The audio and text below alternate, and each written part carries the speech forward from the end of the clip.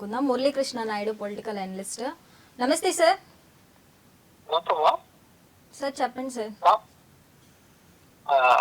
రేపు మోడీ గారు రావడం శుభపరిణామం.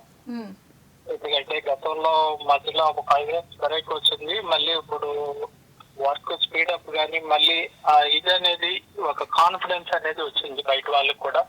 అమరావతి వర్క్ స్పీడ్ అవుతుంది, మళ్ళీ డెవలప్ అవుతుంది, స్పెషల్ ప్యాకేజ్ ఇస్తున్నారు.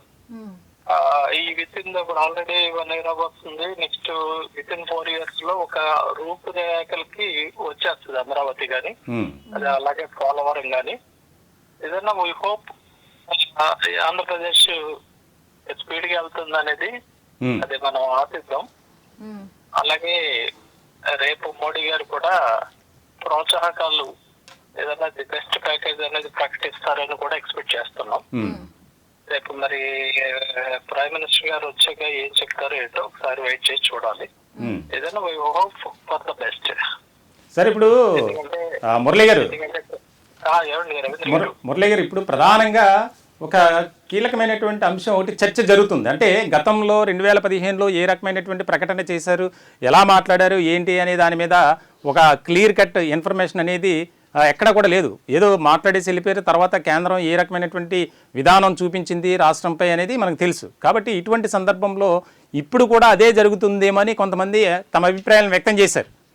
కానీ నాకున్నటువంటి ఇన్ఫర్మేషన్ ప్రకారం అయితే అలా జరగదు, ఆ రకమైనటువంటి ఆలోచన ఉండదు. ఎందుకంటే ఇప్పుడు కేంద్రానికి కూడా చాలా ఇంపార్టెంట్ అనేది కూడా బాగా వినిపిస్తున్నటువంటి తరుణంలో దీన్ని మనం ఎలా అర్థం చేసుకోవాలి? అంటే ఒక రకమైనటువంటి డయాస్ మీద ఆయన ఏదన్నా ఇన్ని కోట్ల మేము కేటాయిస్తున్నాం ప్రత్యేకమైనటువంటి ఫండ్స్లో భాగంగా అని ప్రకటించే అవకాశం ఏమైనా ఉందంటారా?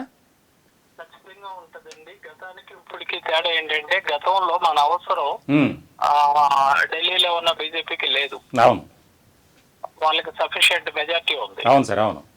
ఈ రోజు ఏంటంటే మన ఎంపీలు అవసరం ఎన్డీఏకి ఉంది. Next we are part of the NDA. అవును, పార్ట్ ఆఫ్ ద ఎన్డీఏ అయినా కూడా మన అవసరం ఖచ్చితంగా ఉంది. సో ఖచ్చితంగా డెఫినెట్ గా రాజకీయాల్లో ఎప్పుడు ఈక్వేషన్స్ ఏంటంటే అవసరాలు మాత్రమే ఉంటాయండి. డెఫినెట్ గా ఏంటంటే అవసరాలు ఉంటాయి. నెక్స్ట్ ఏంటంటే లాస్ట్ 5 years ఆంధ్రప్రదేశ్ కి జరిగిన డ్యామేజ్ కూడా మోడీ గారి దృష్టిలో ఉంది. ఎలా నష్టపోయాం ఏంటనేది విధాల ఆయనకు కూడా ఒక అవగాహన ఉంది.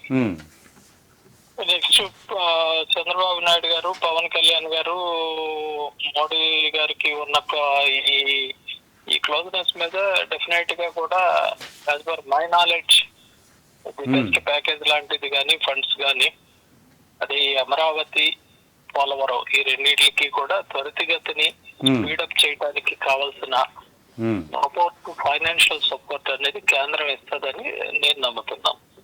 Okay sir, okay. అంటే మీకు ఎందుకంటే ఇలాంటి అంశాలు మీరు బాగా స్టడీ చేసి ఉన్నారు, ప్లస్ భారతీయ జనతా పార్టీ నాయకుల ఆలోచన విధానం కూడా మీకు తెలుసు కాబట్టి దీనికి సంబంధించి ఒక ముఖ్యమైనటువంటి ప్రకటన అయితే ఉండబోతుంది అనేది మనం నమ్మొచ్చా సార్? ఉండబోతుందంటారా? ఖచ్చితంగా ఖచ్చితంగా ఉంటది. రేపు మీటింగ్ అనేది గతంలో లాగా ఉండదు. డెఫినెట్ గా అందరూ హ్యాపీగా ఉండేటట్టుది ప్రైమ్ మినిస్టర్ గారి ప్రకటన ఉండే అవకాశం ఎక్కువ ఉంది. Okay, okay. Thank you sir, మీ యొక్క అభిప్రాయాన్ని మాకు తెలియజేసినందుకు.